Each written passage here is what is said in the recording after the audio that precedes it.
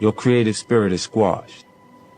What keeps you in such positions is a fear of having to sink or swim on your own. Instead, you should have a greater fear of what will happen to you if you remain dependent on others for power. Your goal in every maneuver in life must be ownership. Work in the corner for yourself. When it's yours to lose. You're more motivated, more creative, more alive. The ultimate power in life is to be completely self-reliant, completely yourself. The most expensive thing we spend is time.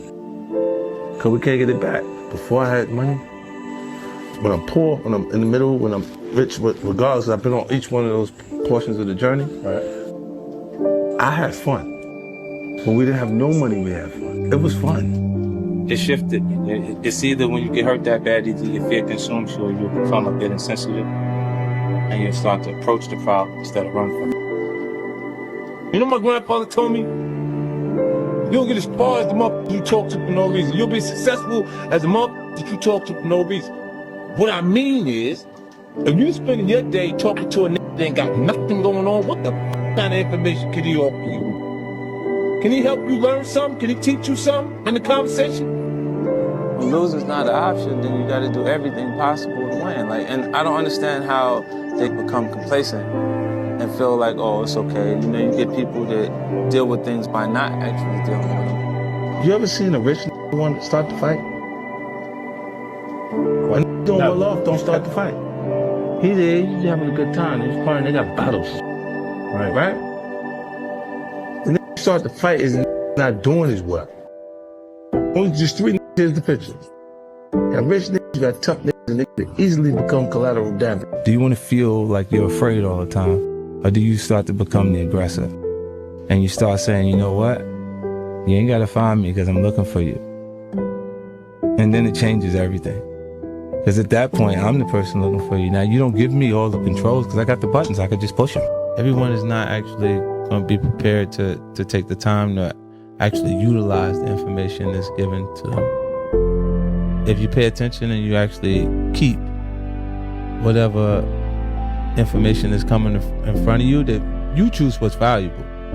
But the things that you do here that are valuable, if you make it your business to keep it, even if you have to write it down, so you have to say it to yourself or whatever, and you just keep, the person says something and you go, what did you just say? Hold on a second, put it on my phone. And hold on to it until it becomes a part of you in the way you actually would express yourself at different points. And then you develop a more advanced presentation, and I got that from Robert. They don't care about me. Is it okay for me not to care about people that don't care about me? It would be entertaining for them to see me in crisis. Why would you care about a person who would like to see you under the worst circumstances you could be in? I had to convince myself that I'm gonna make it, you know, regardless of how people felt at that time. And what it does is it makes you feel like, well, it made me feel like there's gonna be points that people are gonna mistake my confidence for arrogance. They don't understand the process I went through and how much I had to believe in myself in order to make these things happen. I never ran from anything because I didn't have nobody to go to. I've always had that, where I'm going. Home to get me? Ain't nobody there. You know what I'm saying? I've always been in a situation where I'm forced to deal with it myself, so. The most expensive thing we spend is time. Because we can't get it back. Before I had money, when I'm poor, when I'm in the middle, when I'm rich, regardless, I've been on each one of those portions of the journey. I had fun. At each place? When we didn't have no money, we had fun. It was fun. Almost 90% of the time, I'm communicating with people who've achieved a higher level of education than me. Right? They're college graduates. If the information that you needed in the business classes were, if everything you needed was in the book, then the teacher would be too successful to teach the class. Find something to fall in love with, something to be passionate about, right? And then because you enjoy it so much, you'll be able to do it so much that you become so good that everybody's gonna love and appreciate you. I think depression is a luxury. Because where I'm from, you can't afford to be depressed. You gotta pay the bill, right? So you gotta go to work. You gotta get up, you gotta go do what you gotta do. It got people right now that's at work don't feel like being there. But they got responsibilities, so they feel uncomfortable while they're working, while they're doing what they gotta do. As I grow older, the one thing that becomes clearer to me each and every day is that I don't owe anyone a thing, and neither do you. I've seen a lot of people pollute their potential after sipping from the well of entitlement. This is certainly true of many of the people I've been associated with over the years, even my own son. What they need to understand is that you should never feel like the world owes you anything. It doesn't. You must accept that it's all on you. That might seem like a very cynical way to view the world, but I would argue that it's actually liberating. You can only feel betrayal when you feel like you're owed something from someone. You can only feel resentment when you had expectations for assistance. When you accept that it's all on you, only then can you finally be free to focus 100% on being the best version of yourself. Either I'm going to get rich or I'm going to die in the process. I'm going to do what I want to do. And then if I die in the process, I was doing what I wanted to do. Get rich or die trying. I don't try to patch relationships. Right? You know what I'm saying? Like, because when they fall apart and you have no idea, like, what was the motivation, it says that you don't have to be involved for it to fall apart again. I think the things you go through make you who you are. So I don't regret those things. I don't regret them because I don't think I'd be who I am today if I wasn't exposed to those situations.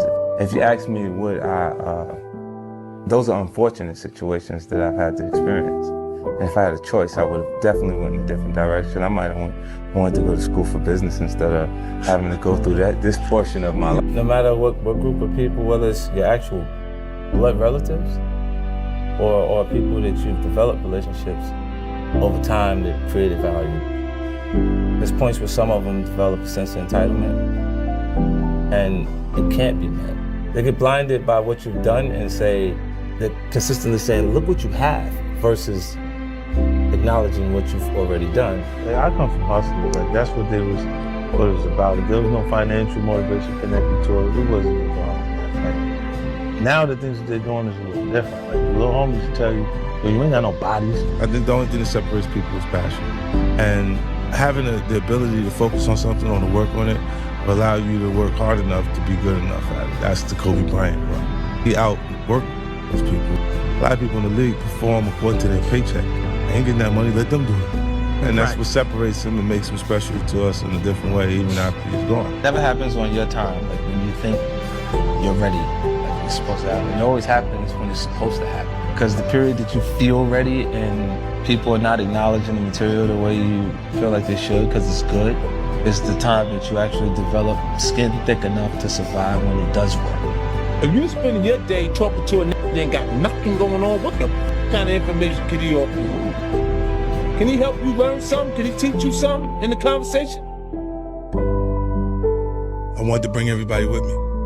So not be someone new, be a better version of what I already was, but like, you want to do the same things. They want to shoot dice, they want to have the same argument, they want to do the same thing that we did that. You know what I mean? It's just circumstances, it puts you back under the same circumstances when you already moved to a different level. Like, I don't mind losing. I just like to lose at my expense. Let it be my fault. If I'm losing based on someone else's decision to do it, I'm furious about it. I was afraid and I was uncomfortable with being afraid. It's either when you get hurt that bad, either your fear consumes you or you'll become a bit insensitive and you'll start to approach the problem instead of run from it. I try not to surround myself with people that I have to be defensive around. You know, and that is a defense mechanism. Like, anger is a more comfortable feeling to deal with than having your feelings be hurt, or a person did something, you being disappointed in their decision to do certain things. Like, you know, like some of these guys, they're gonna roll with anybody that will embrace them. Anybody that'll and just be in every circle, period. And I'm like, I'm not really comfortable with that. Like, imagine if you say, yo, my man is over here, Charlamagne over here at the West End, I'm gonna go pull up on him. And you go over there and then you run right into somebody who got a problem with you. And you all off balance because you was just going, you went prepared to see Charlamagne, not prepared to run into these people. And then you have problems. That's why I don't usually communicate or associate. If a person's on the gate, I kind of put them on the other side. So I don't leave myself vulnerable to that. You know, I had to convince myself that I'm gonna make it. You know, regardless of how people felt at that time. And what it does is it makes you feel like, well, it made me feel like there's gonna be points that people are gonna mistake my confidence for arrogance. because I've had to. They don't understand the process I went through and how much I had to believe in myself in order to make these things happen. I feel like you can will yourself into a good space.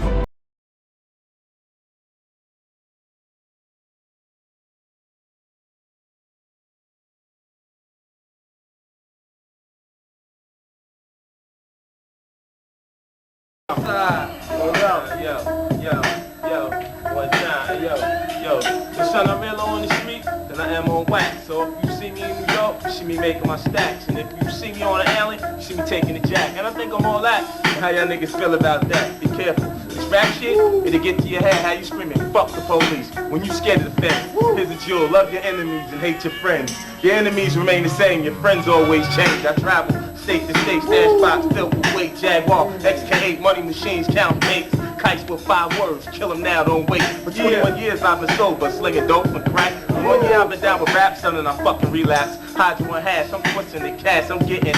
Crystal, I'm sipping it. Hot shit, I'm spitting it. Alright?